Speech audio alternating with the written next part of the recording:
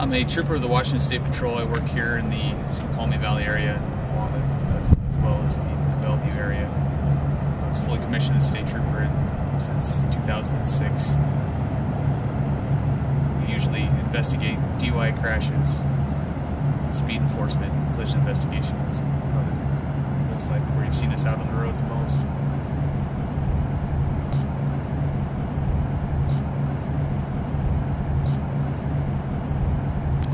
The worst crash I've ever responded to was about this time a year ago. That a suspected DUI driver entered the freeway the wrong way, smashed head-on with another vehicle. Both the DUI driver along with the passenger in that vehicle were killed at the scene. Fortunately, the victim vehicle, they ended up being okay in the hospital. They were in the hospital for quite some time, but they survived the crash. It's tough dealing with the family and family members. It's tough to tell a family that the reason their loved one's in the hospital is because they were hit by an impaired driver.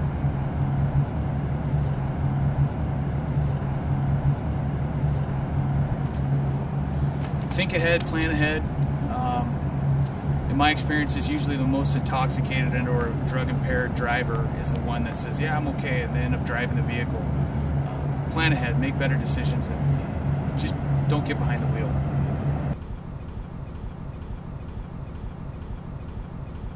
Hi, my name's Steve McCulley. I was a state trooper for 27 years and just retired, and now I work for the Snoqualmie Police Department as a captain. I've lived out here in the North Bend area for over 20 years, and I've known a lot of you kids since preschool, and I've got two daughters that attend the high school. And I've been asked today to talk about fatality-related collisions with DUI drivers. One of the worst collisions that I've responded to actually happened out here in North Bend. The drunk driver got on the freeway the wrong way. It took a car head-on. It killed a brother and a sister that were coming home from college. And trying to relay the impact of those crashes is hard. One of the hardest things I've ever had to do is to contact those parents and tell them that their only two children had been killed by a drunk driver. I know it's Think and Drive at the high school this week, and that's what we're really asking you guys to do is really think before you make that decision to drink. And if you do, the worst thing you can do is drive. You've got to call, you've got to make a decision, you've got to do something, but just don't get behind the wheel. Call a friend to come get you. And really, again, just think really hard before you make that decision to drink and realize that there are impacts, because I don't want to have to be the one that comes to tell your parents that you've been killed by a drunk driver or in a drunk crash.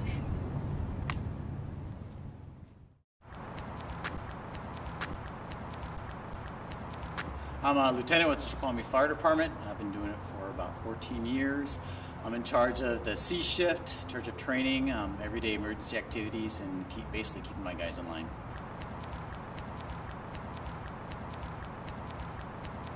Well, we usually don't know they're DUI related until we actually get on scene, and once we get on scene and find out it is DUI, it kind of hits us hard because most of the DUI crashes, we know they're preventable.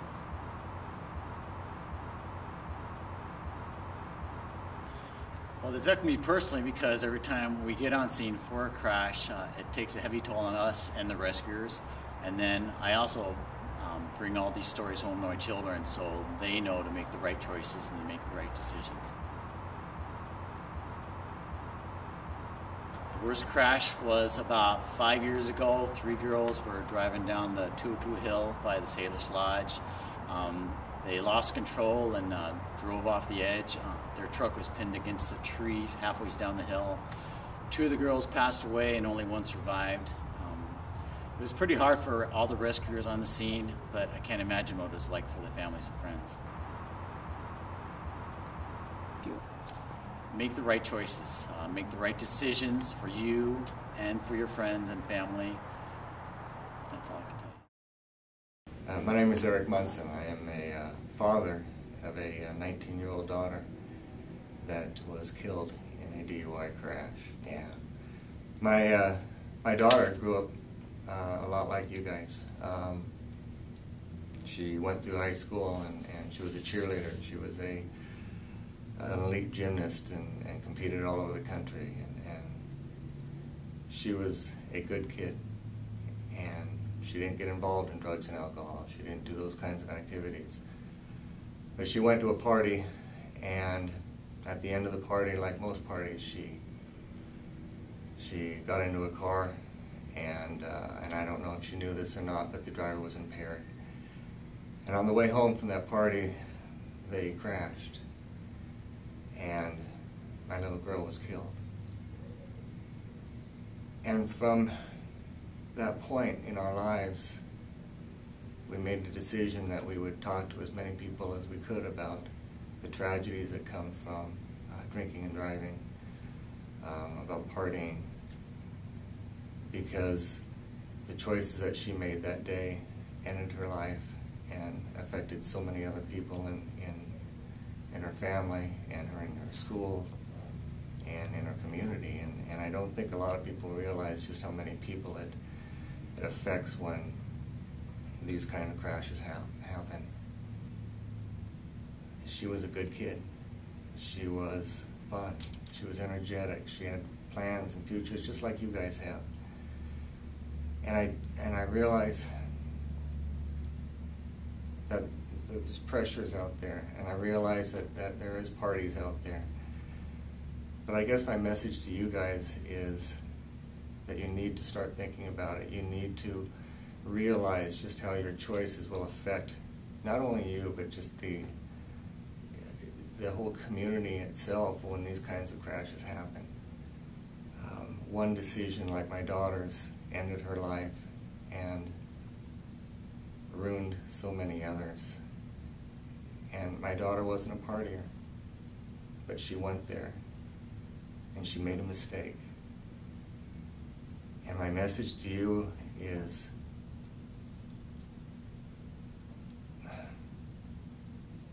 for you to understand and to realize just how precious your life is and how many people it affects.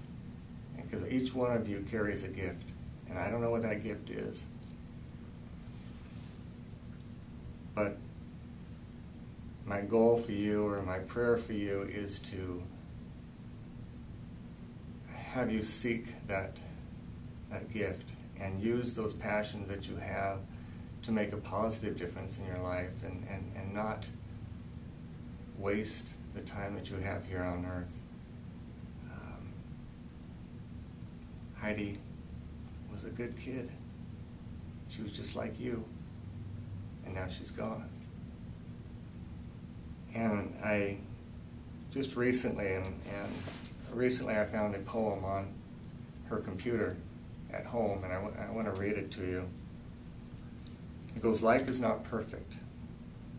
It goes like this. It says, "Well, Daddy, I'll tell you. Life for me is not perfect. Not all bad, and certainly not all good. But my life is not perfect.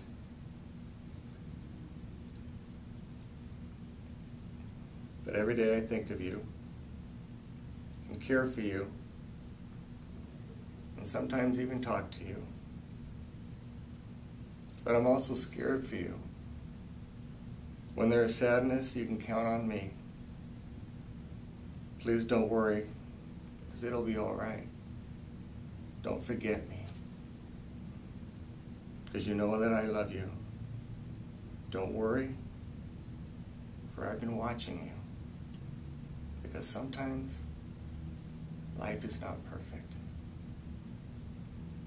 And I don't know if you realize, I mean, those words to me now mean so much more than they did then, because Heidi's gone, and I don't have the chance to tell her that I love her.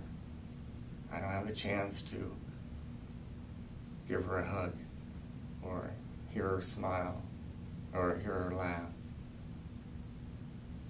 She's gone, and there's no way to get her back.